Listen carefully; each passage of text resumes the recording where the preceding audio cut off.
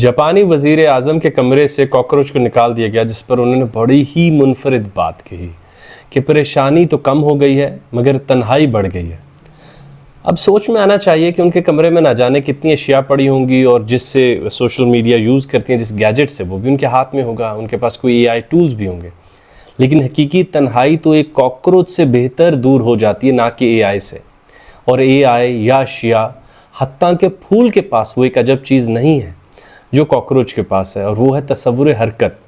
यानी वो हमें बेचैन रखता होगा और वो एक अच्छा दुश्मन या एक कराहत वाली चीज़ चाहिए होती है ना। तो इस सारे वाक़े को सुन के मुझे याद आया वो हज़रत मूसा अलैहिस्सलाम का वाक़या कि अल्लाह ताला ये छिपकली को क्यों पैदा किया। तो अल्लाह ताला ने फरमाया, ए मूसा, थोड़ी देर पहले छिपकली बिल्कुल यही सवाल तेरे लिए पूछ रही थी कि मेरा तो बड़ा मकसद है, इसको क्यों किया। तो तारीख़ में कॉकरोच ने बहुत लिखारियों को, शायरों को मुतासिर किया, लेकिन इस दफ़ा तो उसने जापानी वज़ीर आज़म को भी हिला के रख दिया। और वो उसी अपनी पोस्ट में कहती हैं कि मुझे बचपन से मांगा का, जो जापानीज़ कॉमिक है, उसका शौक़ था, और उसमें री इनकारनेशन का तसव्वुर होता है कि हमें एक मौत के बाद कई ज़िंदगियाँ दोबारा मिलती हैं, और अगर हमने बुरी ज़िंदगी गुजारी हो तो अगली ज़िंदगी में हमें कोई कॉकरोच या इंसेक्ट या छिपकली या एक सतह नीचे की कॉन्शियसनेस दे दी जाती है।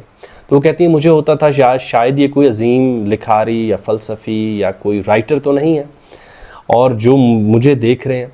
और आप नोट कीजिए कि हम अपना तसव्वुर शेम या शर्म को भी छिपकली, मक्खी के सामने नहीं समझते। अगर हम वॉशरूम में कोई ऐसी चीज़ देख भी लें तो कंटिन्यूड रहता है, शायद हम इन्हें फुल कॉन्शियसनेस नहीं समझते। लेकिन जापानी वज़ीर आज़म ने कितना दिलचस्प मौक़िफ़ दिया कि परेशानी तो कम हो जाती है कॉकरोच के जाने से, मगर तन्हाई बढ़ जाती है, और एक हकीकी तन्हाई शायद कॉकरोच भी हल कर सकता है। तो अब वो आपको याद होगा, हम तफसीली तौर पे कवर कर चुके हैं कि ग्रेगोर सैम्सा ने जब जदीद आदमी को कोई किरदार देना था तो उसने कॉकरोच का किरदार दिया, जिसके बारे में अख्तर उस्मान साहब ने कहा जिसने ताबकारी को तो बर्दाश्त कर लिया वर्ल्ड वॉर की, लेकिन वो सरमाएदाराना निज़ाम को नहीं बर्दाश्त कर पाया। और आप देखिए कि वो कॉकरोच बन के कहता है कि यार मैं आदम नहीं बन पा रहा, मुलाजिम तो बन सकता हूँ। ये पहला इंस्टेंस नहीं था कि तारीख़ में किसी वज़ीर आज़म ने कॉकरोच को इस्तेमाल किया या किसी लिखारी ने।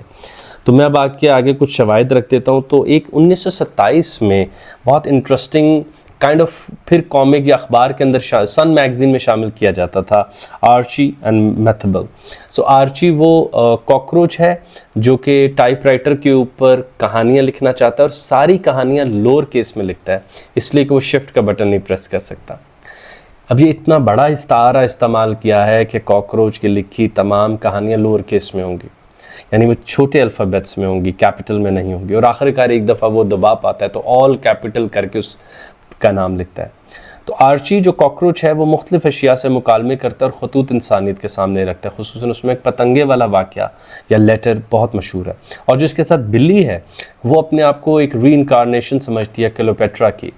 तो देखें कितनी जब ग्रेट थिंग्स तारीख़ में हो रही होती हैं तो री इनकारनेशन जो सोशल मीडिया पोस्ट में हमें लफ्ज़ नज़र आया जापानी वज़ीर आज़म के, वही 1927 में किसी आदमी ने उसी कॉकरोच के एक साथी बिल्ली के लिए चुन रखा था। अच्छा, इससे अगर हम आगे बढ़ें ना तो एक बड़ी इंटरेस्टिंग नज़म है केविन हैलिगन की। तो केविन हैलिगन की जो नज़म कॉकरोच है बिल्कुल मुख्तसर नज़म है, और आप जानते हैं मैं अमूमन चीज़ों को पढ़ता नहीं हूँ भाई, वो आपकी ज़िम्मेदारी है, मेरा काम तो सिर्फ इशारा और निशानदेही है।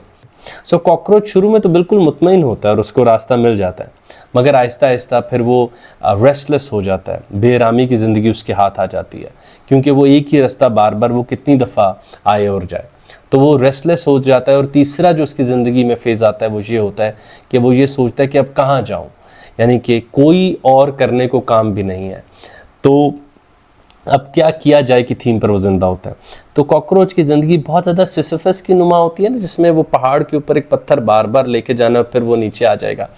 तो कॉकरोच उसी तरह है कि शुरू तो बड़े अज़्म के साथ करता है कि वो मुतमईन है, फिर वो रेस्टलेस हो जाता है और आखिर में जाके वो सोचता है कि अब क्या किया जाए कि रोज़मर्रा इसी में गुजार देनी है।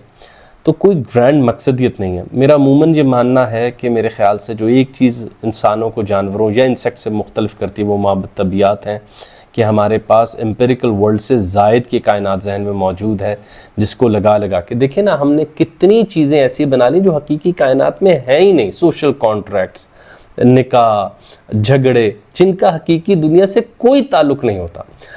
परी का तसव्वुर, यूनिकॉर्न का तसव्वुर, कौसे कज़ा के साथ जुड़ी हुई कहानियाँ, आइज़ैक आज़मॉफ की दूसरी दुनियाएं जहाँ जिन सितारों पर हम रह भी रहे हैं। तो और तीसरा जी बड़ा इंटरेस्टिंग है, ये आयन मैकेवन का एक नावल है कॉकरोच, 2019 में ब्रेक्सिट के बाद उन्होंने लिखा। इसमें एक वज़ीर आज़म कॉकरोच बन जाते हैं और उनकी काबीना में भी ऐसी सुपरफिशियल से कॉकरोच नुमा लोग हैं जो उसका हिस्सा अभी वो हैं तो इंसानी शक्ल में, लेकिन उनकी कॉन्शियसनेस तो वो वाली है।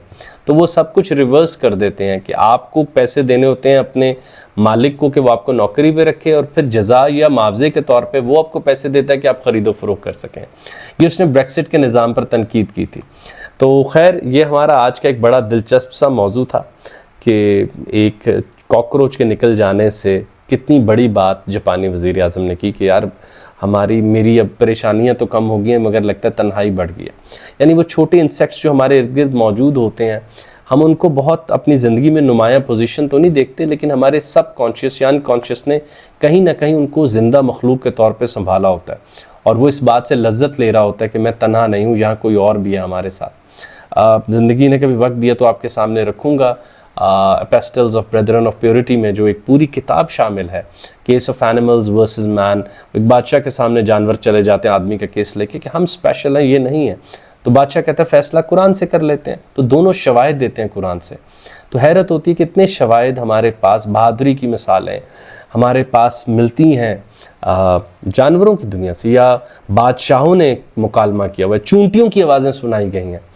तो ये यकीनन हसास लोगों का शेवा होता है, बड़े लोगों का शेवा होता है कि वो छोटी आवाज़ें सुन लेते हैं। बड़ा आदमी एहतियात करता है उसके पाँव के नीचे क्या नहीं। और एक जापानी वज़ीर आज़म ने अपना पूरा तहजीबी ज़ौक़ मांगा का दिखाया कि मैं कॉकरोच की मौजूदगी को भी संभाल सकती हूँ और गैर मौजूदगी से जो बेइत्मीनानी पैदा हो रही है उसको भी लिख सकती हूँ बगैर घबराए।